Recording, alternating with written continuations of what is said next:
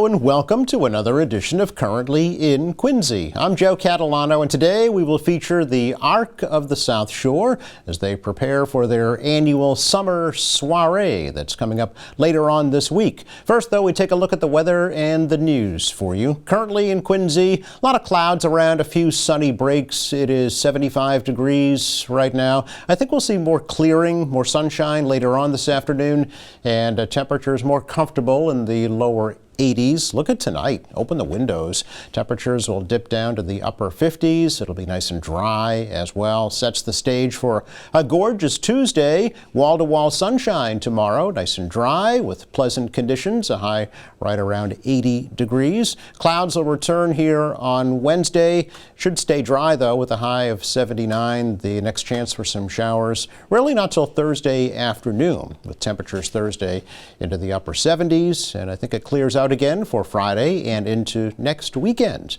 Again, right now it's 75 with a lot of clouds here in Quincy. Checking out the news for you today. The proposal for the city of Quincy to purchase the former Eastern Nazarene College property is back before the city council tonight. The Finance Committee will continue the discussion tonight at 6 o'clock at City Hall. At a meeting last week, Ward 5 Councilor Maggie McKee suggested that the city be required to sell off some property in order to finance the $22.5 million purchase price of the former college. I think we're past the point where we need to sort of start making some hard decisions where we can't just say, let's do this because we want it. We can choose to do it, and it would potentially be wonderful, but then something else has to give. So I am also in favor of selling more properties, and I think if we were to put in like Councillor Ash said, it's hard to know, to say that that would guarantee to happen, but I think if there was some way of putting in a requirement that the city would put up for sale X number of properties assessed at X value, we could make this happen, but we have to be willing to make some harder choices. And I think we're really there now because our taxes are going to go up anyway, just because of where we are with our spending and debt. Now, the president and the chairman of the board of ENC are in Quincy today to meet with any councilors who have any questions.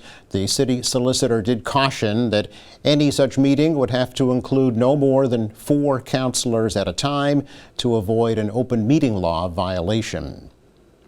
Quincy Planning Board has given its unanimous approval to a proposal for a new 55 and older residential community in West Quincy.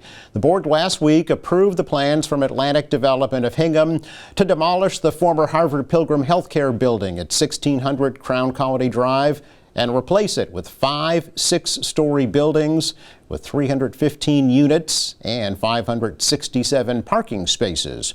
Ward 4 Councilor Virginia Ryan said that the neighborhood fully supports that project. We have a community meeting last month, and the project was very well received by the population within Crown Colony. This is a much needed project for a older population which is missing in Quincy. So I heartily support this project. Thank you. Atlantic Development says they hope to break ground on the project soon and have the clubhouse and the first building ready for occupancy in late 2028. A proposal for a new combination child care center, swim school, and residential building for Columbia Street in South Quincy was also unanimously approved by the Planning Board last week. That new facility will be built at the current site of a former printing company. Again, Ward 4 Councilor Virginia Ryan said traffic and parking continue to be a concern about that plan. We had a community meeting a couple of months ago, and the biggest concern that is coming from the residents is the amount of traffic and parking on that street. It's a very small street, and there's some other businesses that are in that area, so let's take into consideration an extensive traffic study, which I think has been done, and there might be some more feedback that's needed. So other than that, a lot of the residents in that area are not really for it because of that. So just take into consideration just more work to be done on traffic and parking.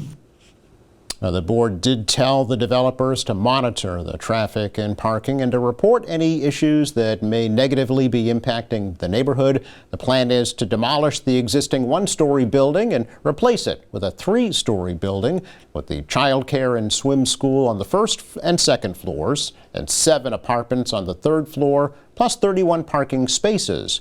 Both at Crown Colony and the Columbia Street project, they're being developed under the state's new MBTA Communities Act. Well, the water at Wollaston Beach in Quincy was safe for swimming 91% of the time that it was tested last year. The annual Beach Water Quality Report Card from Save the Harbor, Save the Bay shows that the water quality at Wollaston Beach between Memorial Day and Labor Day last year improved to 91% from the 88% of the time for the previous 4 years. The 6-year average for acceptable water quality at Wollaston beginning in 2020 is 87%. Save the Harbor, Save the Bay tests the water quality at 16 state-run beaches from Nahant to Nantasket every beach season. Nantasket Beach in Hull, Carson Beach in South Boston, and City Point Beach in Dorchester routinely score a 100%. Well, people who primarily speak a foreign language will have a much easier time voting in Quincy beginning this year. City Clerk's office says iPads will be available at the polls that can translate 88 different languages. City Clerk Nicole Crispo says the city purchased new software from Inclusion Solutions and installed it on existing poll pads that have been used to check in voters. The software can translate Mandarin, Cantonese, Vietnamese, Spanish, Portuguese, and many other languages to help voters communicate with the election staff. The iPads will be available for this year's state election and will then be used at various city departments year-round. In-person translators will also still be available at the polls. Well, the annual Quincy Firefighters Memorial Service yesterday at the Firefighters Memorial at Mount Wollaston Cemetery honored firefighters who have died over the past year. Interim Quincy Fire Chief Gary Smith said this year's service had special meaning after losing his own brother. This past month has certainly been difficult for our department. Active member losses have a profound effect on all of us. We lost firefighter Neil Leonard, an active member, line of duty to occupational cancer. And many of our members knew Boston firefighter Robert B.K. Kilduff, who tragically lost his life during a house fire. In the Braintree Fire Department, and my family lost my brother, Lieutenant Paul Smith, active member, line of duty to occupational cancer. The outpouring of love and support that our department and the family of all of those we honor today receive from all of you in our great city will never be forgotten. These losses remind us of the dangers firefighters face, not only on the fire ground, but also from the long-term effects of a career spent protecting others. Now, Chief Smith also announced that the city's new Ladder 5 in North Quincy will be bearing the number 22.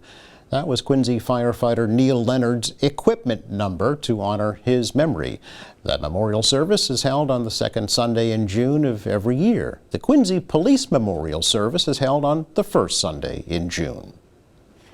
It's our check of news for you coming up. Arc of the South Shore preparing for their annual Summer Soiree. We'll get all the details next.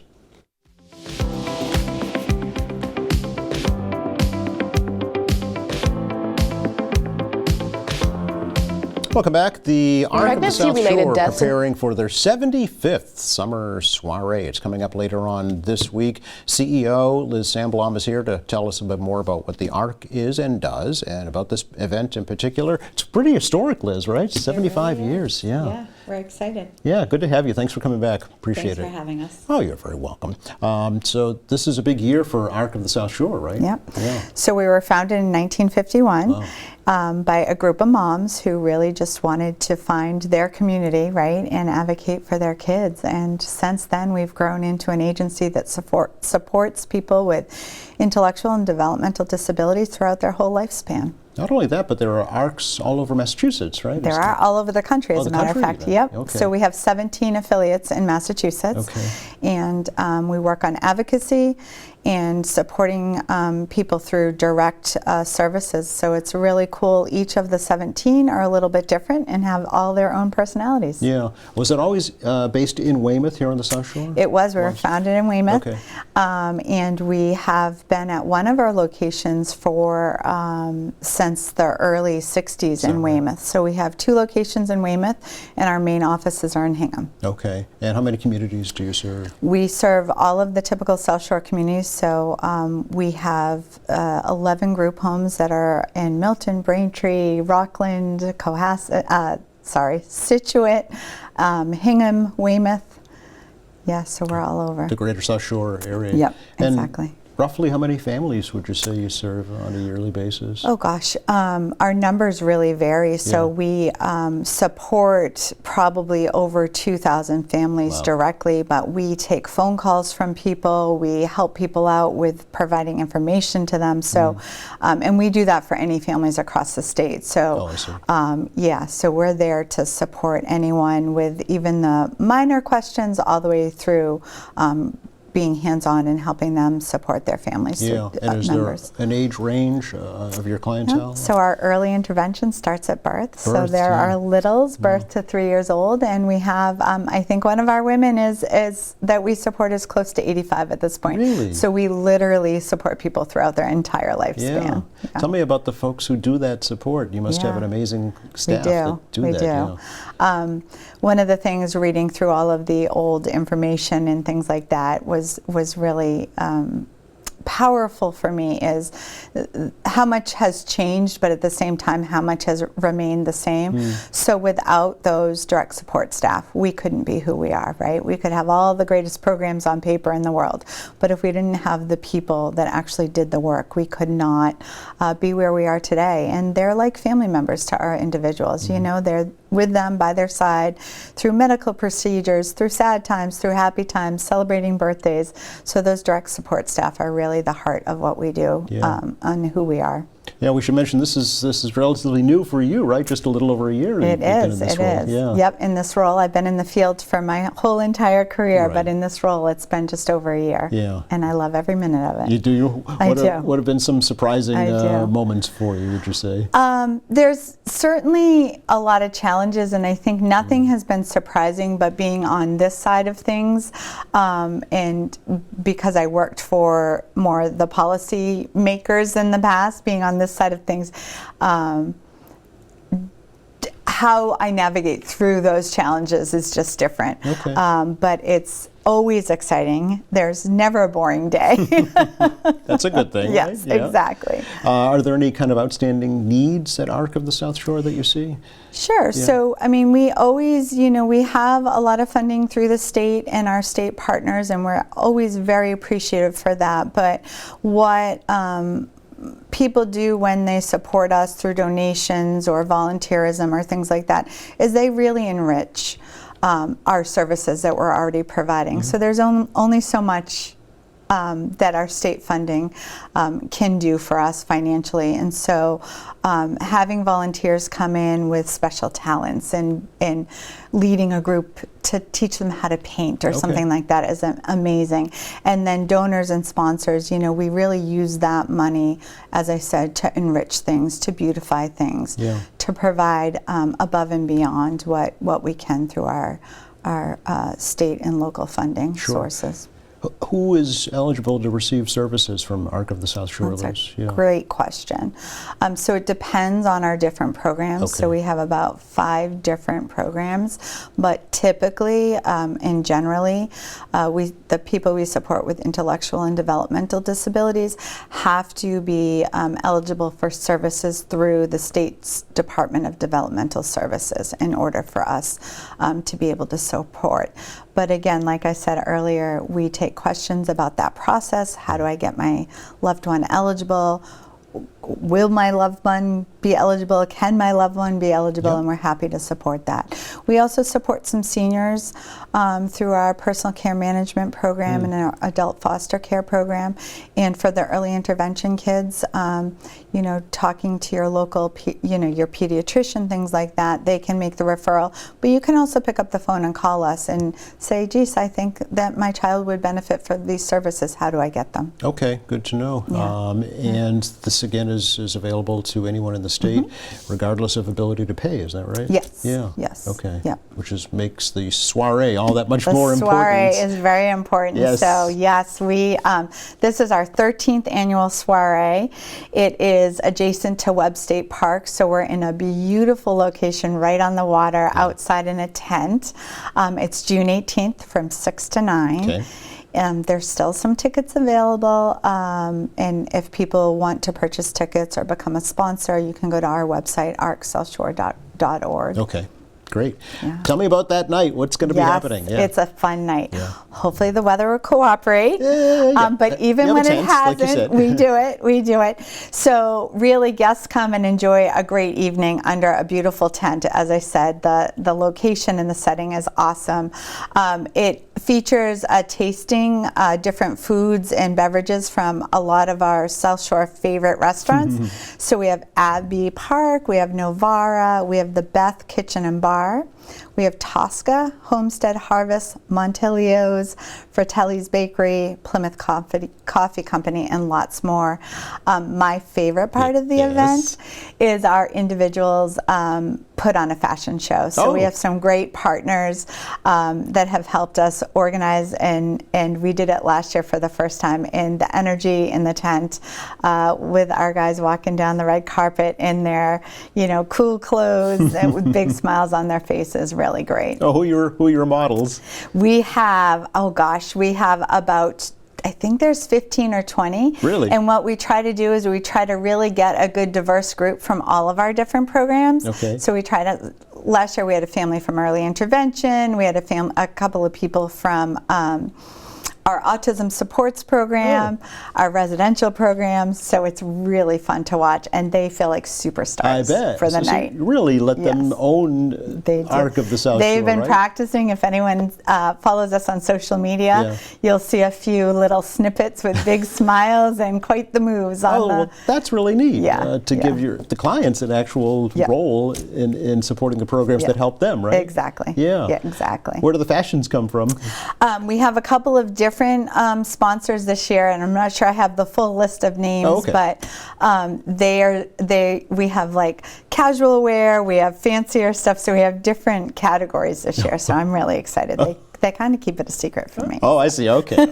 Are you one of the models? I actually was fitted for an outfit this year, so I'm not quite a model, but and I get to introduce the folks as they come down. Oh, so fun. That's exciting. So is there actual like runway set? Yes, we do. We have a red carpet that they walk on, and cameras are clicking. Yes. And, yep, it's fun. Fun. Okay. Yeah. So it's more informal. It's not like a sit-down dinner type of. No, setting? it's really a tasting setup, so people can go and visit the different restaurants and such, and try bits of different food that they have. So that's really cool. Okay. We also have some neat. We have some neat lighting and things happening this year to celebrate our 75th. Really? So it's going to be a bit of a party atmosphere that we're exciting to share. And I have to say, without our sponsors like Plan of Mass and Rhode Island, South Shore Bank, Eastern Bank, Starkweather and Shipley, Electro Switch and RSM, that makes this all possible, because holding events like this, it's a lot of work, and without sponsorships like that, we couldn't make it as successful as we do. Absolutely. And of course, I just have to shout out Brenda McCarthy. Couldn't be here today. Yes. She's usually with me, but she does such a great job pulling this all together. Yeah, and we thank her for she provided a lot of background material and support information for us for our discussion today. So we thank her for that as well. Yeah. Are the funds raised at the soiree kind of geared to one particular program, Liz, or is it just overall? It's budget? overall supports our program, but we have a list of things that we sort of identify, like what could this money benefit. And as I said before, within like as an example, our 11 homes, there's outdoor space, but Sometimes there's not shade in a backyard, so it could, we could use that towards buying a gazebo or umbrellas, beautification, enrichment. Technology is a huge piece of all of our lives at this point, right? And so individuals are learning technology, and there's some amazing technology to help them be more independent. Okay. So that's another thing. Those are all examples of things that can enrich people's lives, help them be more independent, that we utilize the funds towards. Yeah, I hadn't thought of that, but actually just during the news I just did a story about translation services at the polls. So Exactly. it's starting to play a role in all of our lives. And we're trying to also be available for families from diverse backgrounds that maybe English isn't their second language. So I actually heard that and I was like, that's great that Quincy's doing that. And there's some incredible resources out there. So. Very good. Do you have a kind of a goal for the fundraiser? Well, we would love to raise as much as possible, of course, but we don't have a specific goal, but wouldn't it be cool if we could raise like $75,000 or more for your this year? 75th year, right? Yes. That would be really neat on that night. So. About how many folks? We have about 250 that come. We have valet services, which is wonderful, so people don't have to stress about parking and try to figure all of that out. Bridge That's Street is Brenda's a challenge job. in North Weymouth, yes, okay, yeah. So that's a great thing. And again, it's just a night to really celebrate who we are and this partnership that we've had with the South Shore community for 75 years. Yeah, and I bet a lot of folks are just learning about it for the first time as well, that it's available. So you have, it's kind of a dual role. You have centers where folks can go to receive our services, but you go into people's homes as well. Yeah. We do. We early intervention goes into people's homes, our personal care management, our adult foster care all go into people's homes. We're doing some really cool pilot programs where we're inserting some pretty intensive services into people's homes to, because families have to make a big decision, right? Do I keep my loved one at home and support them, and what does that do for me, and how do I navigate those challenges? So we're there to support families to do that. Yeah, absolutely. Or your day programs, right? And our day programs. As well, yeah. Exactly. About, how many service providers do you have, would you say, on staff right now? Oh my gosh. Well, we have 250 people that are employed by us. Really? Yeah, and growing. And growing. Yeah. Are there opportunities? There are lots of opportunities, and you can visit our website, again, arcsouthshore.org, or you can email careers@arcsouthshore.org if you are interested in working for us. And if anyone's interested in learning more about who we are, we can set up impact tours. I'm willing to talk to anyone. So, we're available to answer any questions people have about what we do and who we are. Yeah. Or opportunities to volunteer. I was just going to ask about volunteer opportunities as well, including at the soiree, I'm guessing. Yes, yes. They're set up and takedown. Our staff fight over volunteering at the soiree because it's such a fun night and everyone wants to be a part of it. So we're good for the soiree, but we do have some great corporate volunteer opportunities where groups will come and they'll beautify like the early intervention playground. They put together some accessible picnic tables for us at our day programs. I was just there the other day and the wheelchairs were rolled right up to them and people were really happy with them. So there's a lot of opportunities to help us out. I've noticed you talked a lot about outdoor settings. Is that important in this field? Well, again, because the day program setting is right on the water, it's such a beautiful setting. But yeah, we have a lot of people who love the outdoors. A couple of our group homes, some of the people that live there love to garden. A few years ago, we built raised gardens so that they could garden right in their own backyard. People like to go for walks, so being outside is really important. Okay. So again, it is the 13th annual Summer Soiree, June 18th, 6 to 9 p.m. At Webb State Park in North Weymouth. Exactly. arcsouthshore.org to purchase tickets right up till Wednesday? Right up till Wednesday at 5 p.m. 5 p.m., yeah, we have a few tickets left. So. Okay. Find you on social media, you mentioned as well? Yes, we love to get new followers on social media. Excellent. All right. Anything else we should share with folks right now? I don't think so. Other Just- 75th anniversary activities later We this do. year? We have some Yeah? stuff lined up for the fall. We Okay. have, we're collaborating with Hanover Crossing, so that's exciting. So again, follow us on social media Okay. to hear about some exciting things that we have coming up in the fall. Okay. We're also going to be walking, or some people might be running at the Flutie 5K coming up in the fall. So very there good. there are some opportunities to participate side by side with us at those activities. Oh, great. Maybe we'll have you back before then. Yes, Maybe perfect. Brenda can join us then. too. Perfect. Thanks so much, Liz. Great to talk to you. Have a wonderful event. Thank you, Joe. Thanks for having us. Oh, you're very welcome. All right. Check the forecast for you for the rest of the day. Today, it will be increasing sunshine this afternoon and temperatures in the lower 80s, lower humidity as well. Comfortable night tonight with upper 50s for lows. Tomorrow looks just beautiful. Lots of sunshine, not a cloud in the sky, dry around 80. Cloudy on Wednesday, and maybe some afternoon showers on Thursday, but it won't wash out the soiree, Liz, I promise. And clearing out again, of course, for Friday.